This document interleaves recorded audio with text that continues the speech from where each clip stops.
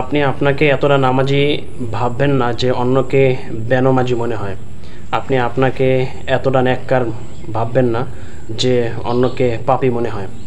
হযরত শেখ সাদী রহমতুল্লাহি আলাইহির একটা কথা, তিনি বলছে যে তুমি যদি অন্যের সমালোচনা খোঁজো এবং অন্যকে দোষ খোঁজো এবং অহংকার করো, তাহলে তোমার ঘুমিয়ে থাকাটাই ভালো ছিল। এজন্য বলছে যে কোনো আমল নিয়ে কখনো নিজের বড়াই করতে হয় না। কোনো ইমানদার তার আমল নিয়ে কখনো সে বড়াই করে না। যদি কেউ বড়াই করে তাহলে বুঝতে হবে তার আমল ওটা সে মানুষকে দেখানোর জন্য করছে। আর মানুষকে দেখানোর জন্য যে আমলটা করে সে আমল কোনো কাজে আসে না, এহকালেও আসে না, পরকালেও আসে না।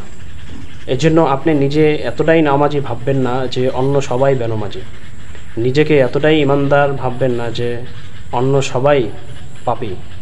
নিজেকে যতটা নিচু ভাবতে পারবেন, অসংখ্য মনে করবেন আপনি মানুষের কাছে অনেক বড় কিছু হয়ে গেছেন।